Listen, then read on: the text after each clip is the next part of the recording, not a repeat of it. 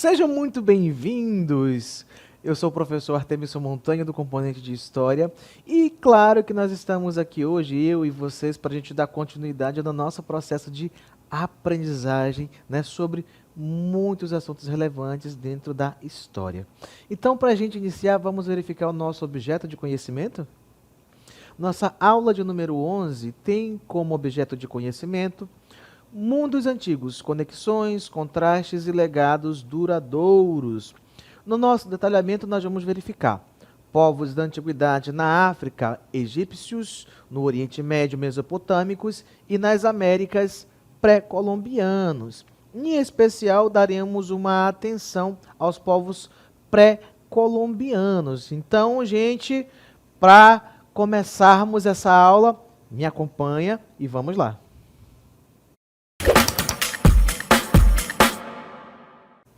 Então, queridos, como visto ali no nosso detalhamento, nós vamos falar hoje sobre povos pré-colombianos. No entanto, daremos uma ênfase especial a astecas, maias e incas, tá? Por que especificamente esses três povos? Porque, vamos colocar nesses seguintes termos, foram os povos que mais se destacaram nesse momento, desenvolveram grandes civilizações e tiveram grandes contribuições também. Só eles? Não. Nós temos outros povos também, tá bom? Tiveram diversos outros que, inclusive, por muito tempo existiram como vassalos desses impérios maiores, tá bom? No entanto, vamos dar uma atenção especial a esses três povos.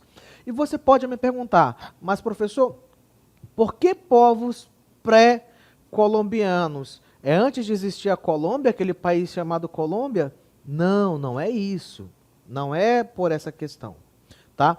Quando nós falamos em povos pré-colombianos, nós estamos falando nos povos que habitavam já a região das Américas antes da chegada dos europeus, especificamente das navegações espanholas, no caso de Cristóvão Colombo, tá bom? Então, antes da chegada de Cristóvão Colombo em 1492 no continente americano, já haviam povos nativos habitando essa região, tal qual quando nós falamos que o termo descobrimento do Brasil hoje já não cabe mais, porque antes de 1500, antes da chegada do Pedro Álvares Cabral aqui no Brasil, nós já tínhamos também povos nativos habitando a região que hoje conhecemos como Brasil. Então, povos pré-colombianos, ou seja, povos nativos que já habitavam a região das Américas antes da chegada de Cristóvão Colombo em 1492. Então, vamos lá iniciar nosso texto para a gente aprender um pouco mais.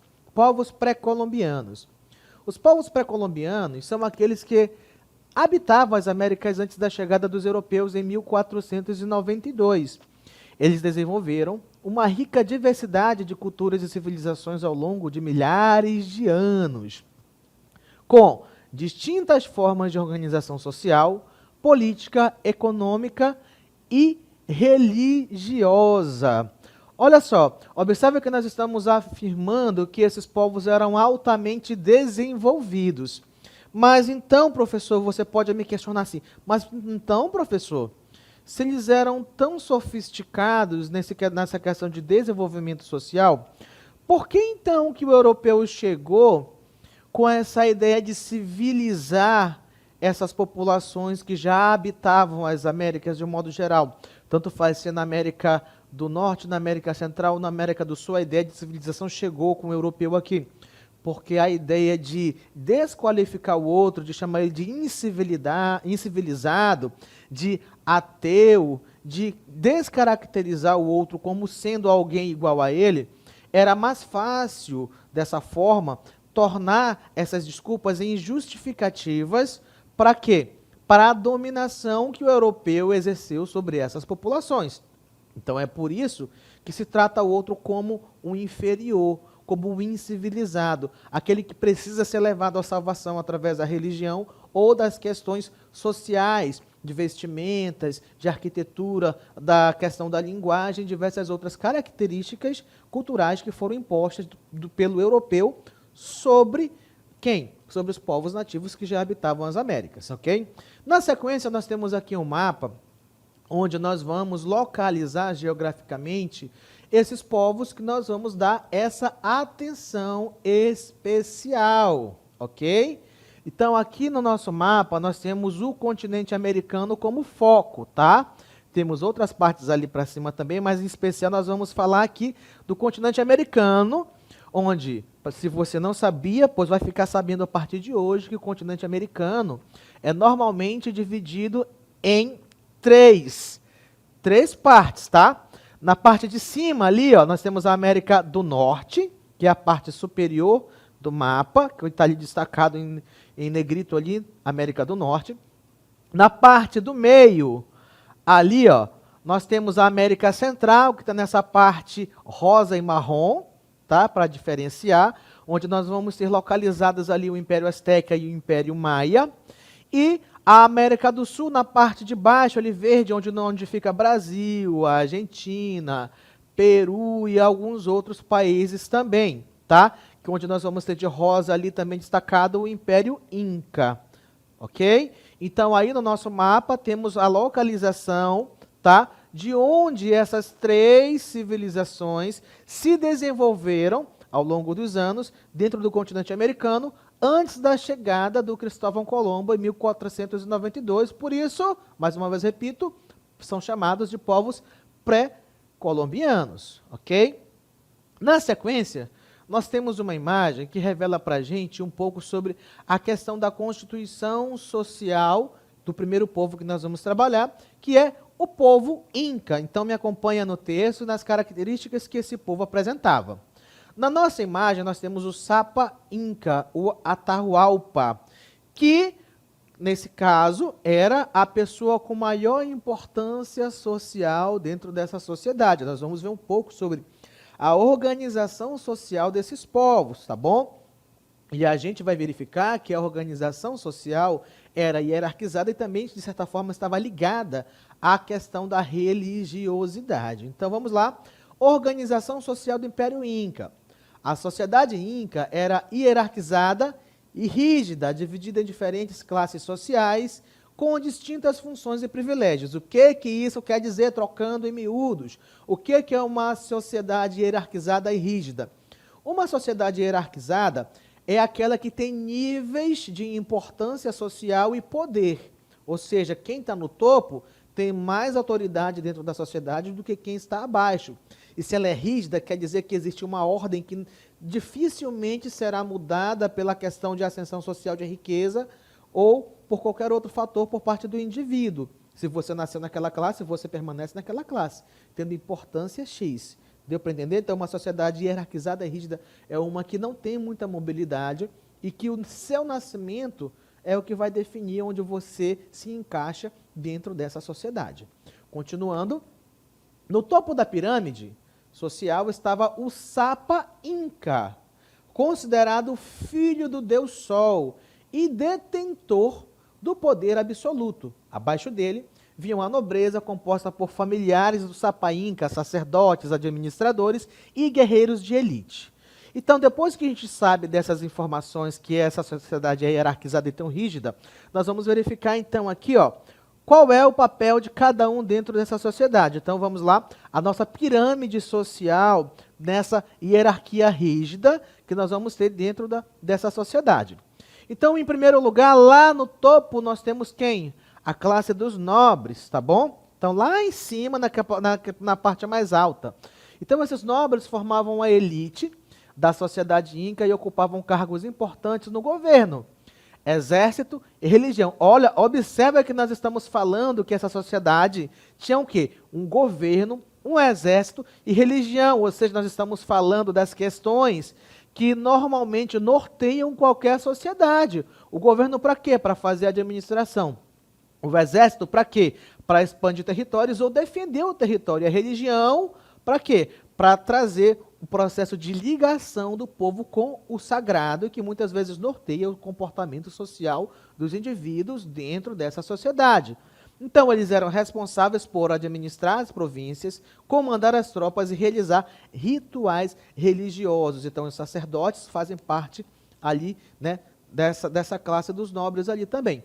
mas não propriamente os sacerdotes, mas as principais lideranças religiosas, tá? Porque os sacerdotes vão ser, de fato, a segunda classe mais importante dentro dessa pirâmide, como nós vamos ver na sequência. Sacerdotes. Os sacerdotes eram responsáveis pelo culto aos deuses incas e pela manutenção dos templos. Eles também desempenhavam um papel importante na vida social, aconselhando o Sapa Inca e interpretando os oráculos, ou seja, eles dão o direcionamento social e também aconselhando aquela maior autoridade, o Sapa Inca, como nós vimos ali o Atahualpa, num dos momentos foi, né? Que é como se fosse o rei dessa sociedade, aconselhando, trazendo o que os deuses diziam, interpretavam e passavam para o rei sobre o que ele deveria fazer, não é? Além dos nobres e sacerdotes, também temos os Ailu, que nós vamos ver na sequência. Os Ailu eram unidades sociais básicas compostas por famílias extensas como ancestrais comuns. É como se fosse mais ou menos aquele conceito que a gente conhece de clã, né? Das famílias que têm um ancestral em comum e se organizam em clã. É mais ou menos essa a ideia. Então, cada Ailu tinha suas próprias terras, rebanhos e líderes. O chamado Curaca é o líder do Ailu. Então, essa família, ou esse clã, traduzindo dessa forma, tem o líder, que seria mais ou menos o patriarca, vou colocar nesse termo. Então, o Curaca era o líder do Ailu, responsável por representar sua comunidade perante o governo central. E na base da pirâmide, os menos importantes eram quem? Os escravos. Os escravos eram a classe mais baixa da sociedade inca. Eram geralmente prisioneiros de guerra ou pessoas que haviam cometido crimes graves. Os escravos eram obrigados a realizar os trabalhos mais pesados e não tinham nenhum direito. Observa que aqui nós temos o conceito de escravidão, mas ela não está ligada propriamente a uma questão comercial, como a escravidão do período moderno, que trouxe muita gente da África para as Américas, não é? Não é um escravismo mercantilista, não é um negócio, mas os perdedores de uma guerra ou aqueles criminosos, ao invés de serem exilados, presos ou até mesmo mortos, eram transformados em escravizados para quê? Para trabalhar, ok? Mas, além disso, uma outra característica importante desse povo, que nós vamos ver também, é que eles desenvolveram um sistema bem interessante de realizar a agricultura, que, logicamente, estava ligada diretamente à economia, como nós vamos ver na sequência. A base da economia inca era a agricultura, com destaque para o cultivo de milho, batata e quinoa. Assim, se você pensa que milho, batata e quinoa são coisas novas, não, ó. Muito antes da chegada do europeu, os povos pré-colombianos já cultivavam esses tipos, tá, de vegetais. Os incas desenvolveram um sofisticado sistema de irrigação e terraços agrícolas, permitindo o cultivo em terrenos montanhosos. O trabalho era realizado principalmente por meio da mita, um sistema de trabalho rotativo obrigatório. E você pode observar na nossa imagem, né, esses terraços aí, ó, que são como se fossem, como não, são grandes escadarias que são esculpidas de nível a nível. Por que se faz esse tipo de agricultura nesse tipo de local? Porque se você tem uma encosta de uma montanha, fica difícil de você trabalhar a agricultura, mas na medida que você faz esses degraus, você pode plantar e os nutrientes que estão no solo, quando chove, eles vêm de degrau em degrau, fertilizando essa cultura, tornando muito mais produtivo do que se fosse realmente só uma encosta, onde a água vem e lava todos os nutrientes e se perde tudo. Dessa forma, se torna muito produtivo e proveitoso qualquer espaço inclinado que se tivesse para produzir. Então, é uma técnica de produção que ainda é utilizada nos dias de hoje. Quanto à questão da religião, a gente vai perceber que eles estavam ligados a uma questão de dualidade entre bem e mal, como a gente vai verificar na questão de religiosidade. Os incas eram politeístas e adoravam diversas divindades, incluindo Inti, o deus Sol, e Mamaquila, a deusa da lua. Eles acreditavam que um mundo dualista dividido entre o Hanan Pacha, o mundo superior, e o Uku Pacha, o mundo inferior. Ou seja, aquela questão de bem e mal, o céu, o inferno, o mundo inferior, superior, também fazia parte dessa questão do religioso. Então, a concepção de mundo da civilização inca estava na dualidade, noite e dia, homem e mulher, irrigado e seco. Esses elementos se complementavam apesar de opostos, e essa dualidade é que constitui o mundo. Mas, além dessas questões todas, nós temos que pensar também que esse povo trouxe grandes contribuições para a gente na questão da matemática. Se você não sabia, também vai ficar sabendo. Vamos lá. Realizações e legado. Os incas foram responsáveis por diversas realizações notáveis, como a construção de uma extensa rede de estradas, pontes e fortalezas, utilizando técnicas avançadas de engenharia. Como também, para se desenvolver em engenharia e tudo isso, era necessário ter um conhecimento de cálculo matemático, né, com exatidão. Então, uma das ferramentas que eles desenvolveram, está aí mostrado para vocês na imagem, que é o quipu, que é uma ferramenta que se utiliza de cordas, de cordões coloridos, né, para se fazer a contagem através dos nós, em que cada cordão da sua respectiva cor apresenta, tá bom? Então, aqui nós vamos falar um pouco mais sobre ele na sequência. Eles também desenvolveram um sistema de contagem próprio, conhecido como quipu, ou quipo, composto por cordões coloridos com nós. O legado cultural dos incas ainda hoje é presente na América do Sul, com suas tradições, culinária e artesanato, que também servem hoje ainda como pontos turísticos que são muito visitados, como a gente vai ver aqui na sequência, na nossa representação aqui de Machu Picchu. Acompanha comigo aqui, ó. Você observa que nós temos aqui os terraços, né? Nós temos aqui os terraços aqui nessa parte aqui de cima. Você observa que tem andares diferentes. Você observa que tem casas, que tem construções feitas em pedra e em cima de montanhas muito altas. E bem aqui em cima, não sei se vocês vão conseguir enxergar, nessa parte de cima ali nós temos aqui, ó, área agrícola, que é justamente naquele sistema de terraços onde a água vem irrigando e trazendo os nutrientes da parte de cima até chegar embaixo sem desperdício e aproveitando o terreno montanhoso. Para quê? Para se praticar agricultura. E até hoje, Machu Picchu no Peru continua lá. Se você tiver oportunidade, você pode ir visitar.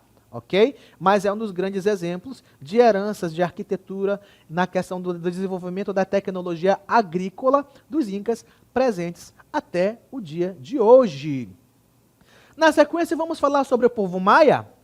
Então, a civilização mesoamericana fascinante que floresceu entre 250 d.C. e 900 d.C., principalmente na península de Yucatán e regiões adjacentes, atual México, na Guatemala, Belize e Honduras. Então, localizamos onde hoje seria a localização do Império Maia, né? México, Guatemala, Belize e Honduras, essa região toda era o que compunha naquele momento o Império Maia. E na arquitetura, os maias também se destacaram, como a gente vai ver aqui na nossa próxima imagem. Você observa esse formato aqui grandioso, aqui atrás de mim, um monumento histórico enorme, nesse formato piramidal, mas que aqui nós vamos chamá-los de zigurate, que está associado de forma bem intrínseca às questões religiosas e políticas, né? Então, por conta disso, a gente vai comentar rapidamente um pouco sobre essa organização política e social do povo maia, tá? Então, você tem que pensar da seguinte forma, que esse povo tinha uma organização política descentralizada em formas de cidades-estados. E o que são essas cidades-estados? São cidades autônomas, embora a gente fale em Império Maia, mas não havia uma unidade com um imperador que comandava todo mundo. Você não pode pensar assim. Mas existiam cidades-estados, onde cada cidade tem o seu próprio rei, tem seu próprio governante, que decide localmente a questão sobre a organização social, sobre religião, sobre guerra. Cada cidade é independente uma da outra e uma não exerce influência sobre a outra, tá bom? Então nós vamos ter, por exemplo, então, por conta disso, uma sociedade que é bem hierárquica na sua estrutura social, composta de diversas camadas, com o rei no topo, abaixo dele nós temos os sacerdotes, nós vamos ter os nobres, os comerciantes, os artesãos, os agricultores e, por último, lá na base dessa pirâmide, os chamados escravos, tá bom? Quanto à questão da religião, nós temos que saber, né, que esse povo era um povo politeísta nessa questão religiosa. E o que é uma religião politeísta? É uma religião que normalmente vai ser cultuado mais de um Deus, né? Que normalmente numa religião que é monoteísta, como por exemplo o cristianismo, nós temos apenas uma divindade, um Deus único, né? Já numa religião politeísta a gente vai ter uma grande variedade de deuses, como por exemplo Kukulkan, que era chamado de serpente emplumada também, o Shaak, que era o deus da chuva, e Tsamna, que era conhecido como o deus da criação para o povo maia. Eles também tinham um sistema de escrita bem complexo, que era baseado em glifos ali, que era utilizado para quê? Para registrar eventos, histórias e também repassar conhecimento para as futuras gerações. E as expressões artísticas desse povo, elas eram ricas nesse tipo de arquitetura monumental, com esse zigurate aqui atrás de mim, e também eles produziam murais vibrantes e pinturas com cerâmicas também bem coloridas, tá bom? E o que eles deixaram de conhecimento científico que é importante para a gente hoje? Vamos ver? Os maias desenvolveram um notável conhecimento em áreas como astronomia, matemática e engenharia. Elaboraram calendários complexos e precisos, mapearam os movimentos dos astros e desenvolveram um sistema numérico vigesimal com o conceito de zero. Se você pensava que foram só os árabes ou os gregos que desenvolveram matemática lá em outras partes do mundo, não, aqui nas Américas também, como eu disse para vocês, tivemos sociedades altamente desenvolvidas que tinham conhecimento de diversas áreas, engenharia, matemática, astronomia e por aí vai. Como você acabou de ver no exemplo, inclusive com um calendário de 365 dias. Claro que não era contado da mesma forma que nós temos hoje, mas que traz essa ideia da passagem do tempo sendo contado através de anos subsequentes, ok? Vamos falar então também sobre mais um povo, que é o Império Azteca, que tem importantes informações que são bem interessantes para a gente saber, tá bom? Mas é interessante também, só para nível de curiosidade, né? Esses povos vão ter grandes contribuições para toda a nossa sociedade ainda nos dias de hoje. Não só na questão de descendência, como muitos povos ainda existem hoje com traços físicos semelhantes, mas também na questão do conhecimento, tá? Então vamos lá, Império Azteca. Os astecas floresceram no Vale do México entre os séculos XIV e XVI, fundando a poderosa cidade-estado de Tenochtitlan. Lembrando que quando nós falamos em cidade-estado, estamos falando numa sociedade autônoma em relação a todos os aspectos que lhe envolvem. Era um povo mesoamericano, com uma rica cultura, religião, organização social e avanços em diversas áreas de conhecimento. Conquistaram diversos povos vizinhos, formando um império poderoso que se estendia por grande parte da Mesoamérica. Seu domínio, quando nós falamos em Mesoamérica, se você não está conseguindo se situar, é aquela parte do meio entre as Américas, a chamada América Central, que a gente viu no nosso mapa, que divide a América do Norte, Central e Sul. Então, aquela parte do meio é a Mesoamérica, tá bom? Então, seu domínio era baseado em uma combinação de força militar, alianças estratégicas e tributos coletados dos povos conquistados. Na agricultura e na economia, nós vamos ver que eles também tiveram uma grande importância, porque tiveram um grande salto na tecnologia. Assim como um dos povos que a gente viu desenvolveu aqueles terraços para praticar agricultura, nós vamos ver aqui também que esse povo, tá, teve uma ideia diferente, mas que também tinha a mesma finalidade de desenvolver agricultura para se produzir alimentos, para sustentar a sua população. Então, a base da economia asteca era a agricultura, com o cultivo de milho, feijão, abóbora e cacau, ou o chocolate, como era chamado naquele momento, daí que vem o nome do que nós conhecemos hoje como chocolate, tá bom? Então, se você pensa que o chocolate veio da Suíça, ou que veio de algum outro local, não, é daqui da América mesmo.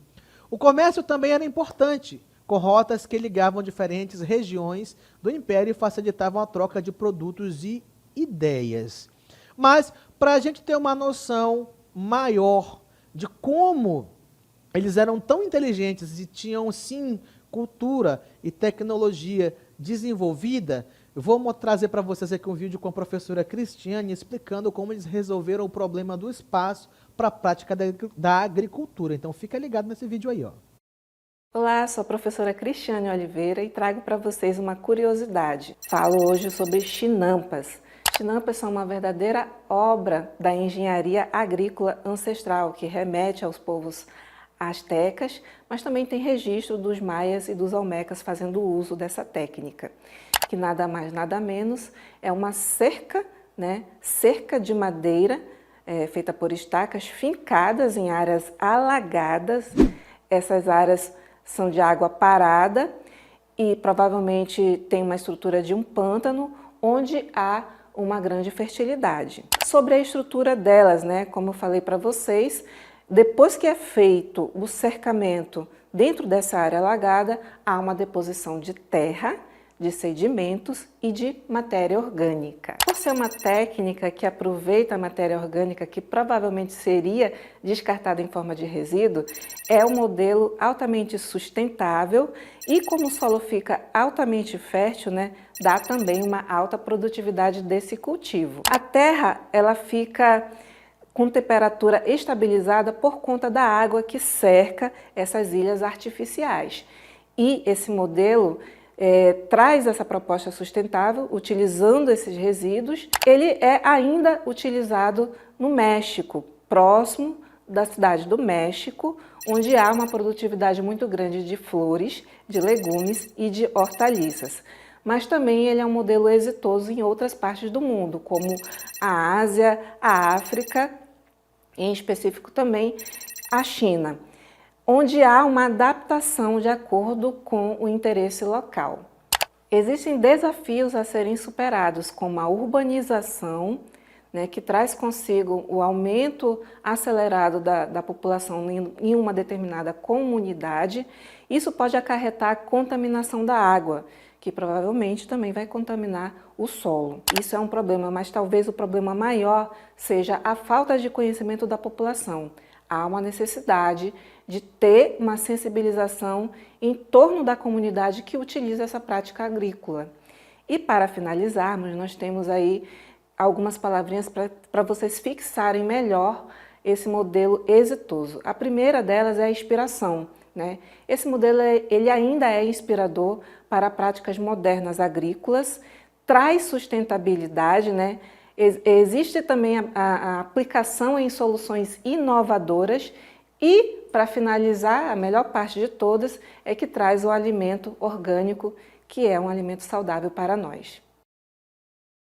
Então aí, deu para perceber como essas populações, essas civilizações antigas que viveram muito tempo antes da gente, tinham soluções tão práticas e criativas para resolver a questão do espaço, da agricultura, da produção de alimentos?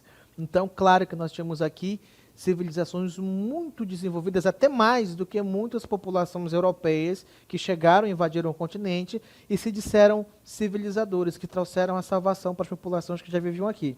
É um tanto contraditório, no final das contas. Quem era o selvagem, não é? Mas vamos falar sobre mais uma característica desse povo, que é a questão do chocolate, ou do chocolate, ou chocolate, que era bem importante na questão religiosa também. Então, conhecido pelos espanhóis como chocolate, era uma bebida complexa e reverenciada pelos astecas, com um significado cultural, religioso e medicinal que transcendia o simples ato de beber.